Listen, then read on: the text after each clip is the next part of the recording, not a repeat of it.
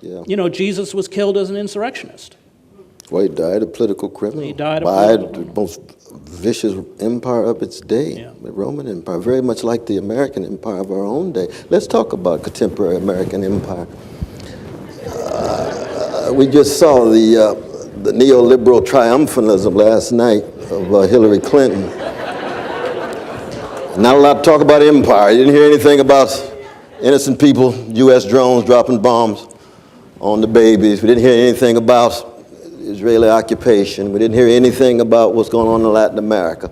We heard some decent things about Wall Street from Brother Bernie. I mean, that's fine. That's wonderful.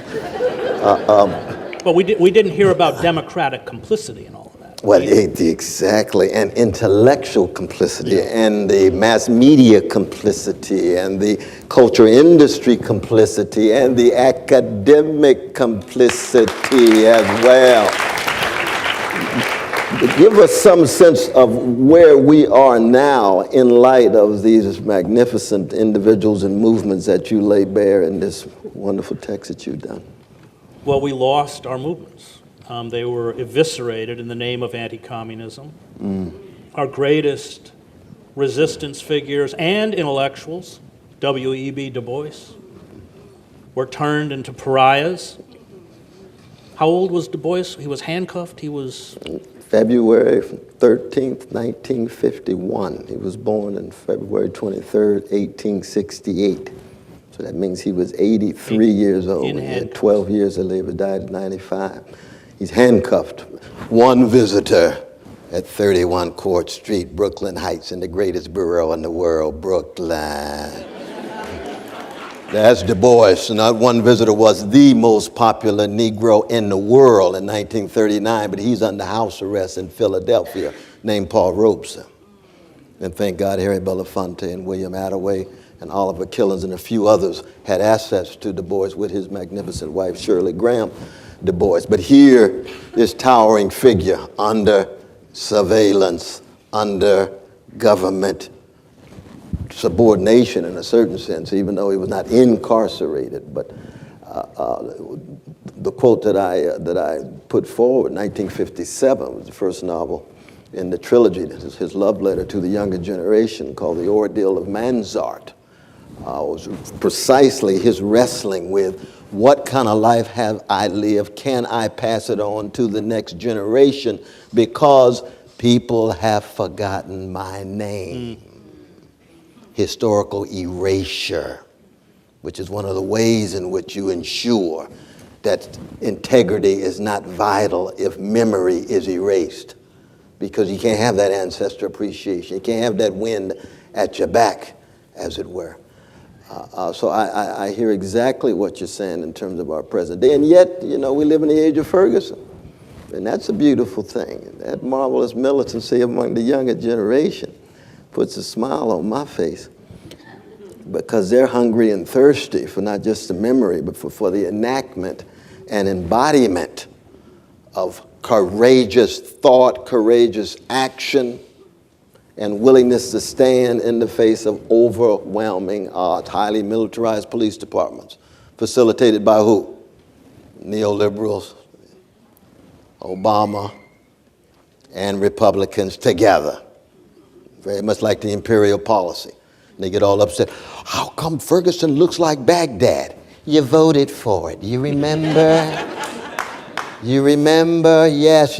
How come the crime bill? Who voted for it? That was Bill Clinton.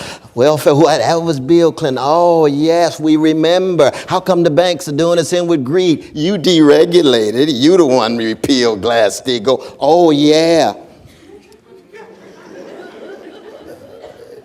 You know what I mean? The level of hypocrisy and the way in which the mendacity hides and conceals the criminality. And that's very much what we're talking about. Forms of criminality. In our neoliberal regime, forms of criminality have become so normalized and become so routinized. That's why Wall Street executives, how many went to jail given their insider trading, market manipulation, fraudulent activity, predatory lending? Not one. No, Bernie Madoff, but that's because he stole from rich people. Well, that's a good point. That's a good point, but you can see how skewed and how viciously classist and racist the criminal justice system is in terms of who actually goes. Let Jamal Letitia get caught with a crack bag, off to jail. You see, bring in Eric Holder, his best friends. He's got to persecute them. He refuses to do it, and he goes right back to Wall Street where he is right now, Cuffington and Weiss. You see.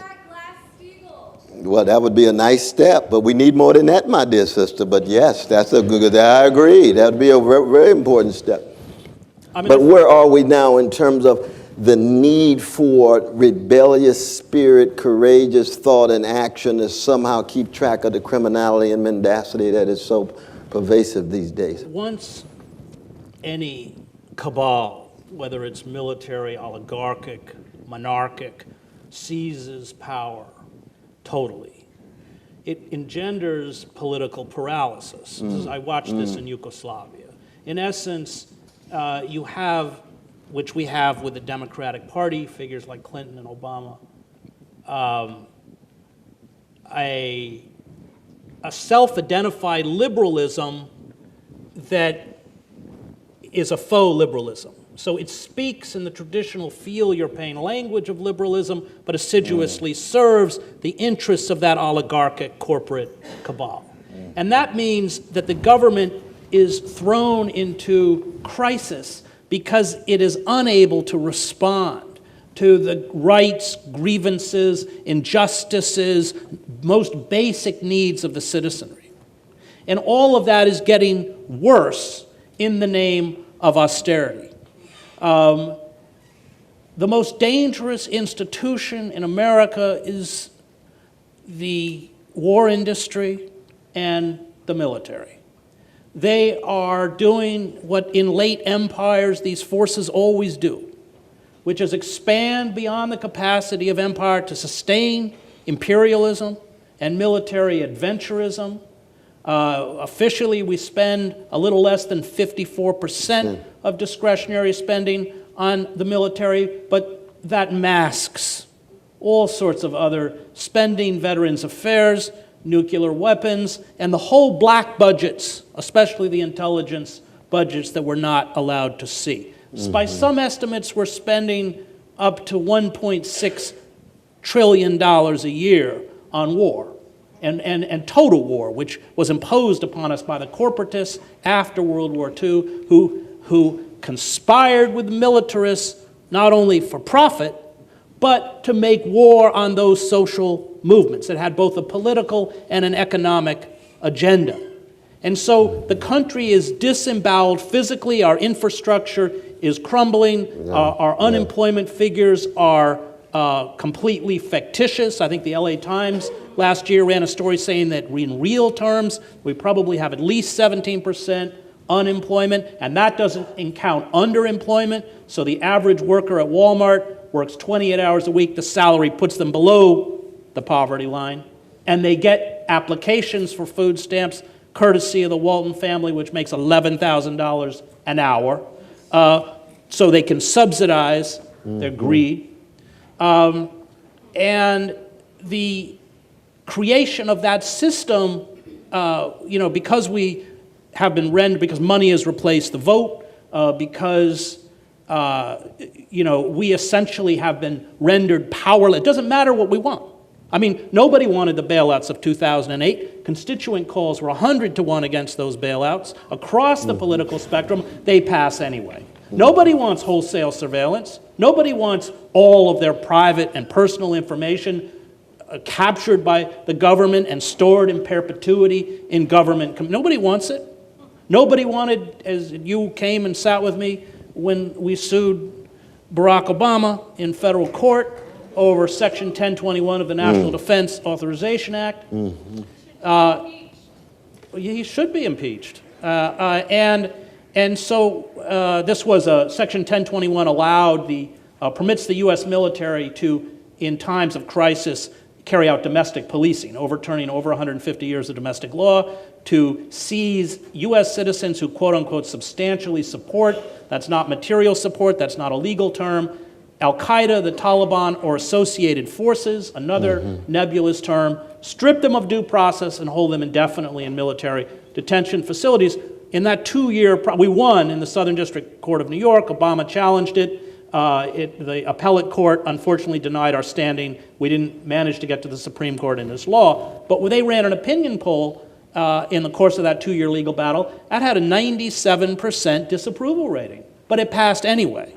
We see over and over examples of how what we are concerned about, and a couple Princeton professors just statistically sort of quantified all this, it doesn't matter. And what that does is create a system like Yugoslavia, where that paralysis, that political paralysis, builds deep and understandable frustration.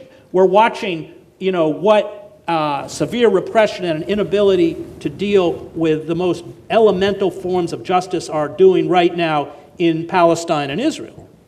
And that Netanyahu neoliberal agenda is one that is intimately twinned with our own. So what happens is, as the state, in essence, is deconstructed by these corporate capitalist forces quite physically, they bring back, this is what always happens, they bring back from the outer reaches of empire the forms of control that are intimately familiar to those we subjugate. Empire subjugates drones, militarized police, wholesale surveillance. So you take a night raid in East New York, where they're kicking down the door in Kevlar vests, dressed in black, with long-barreled weapons for a nonviolent drug offense, terrorize an entire family.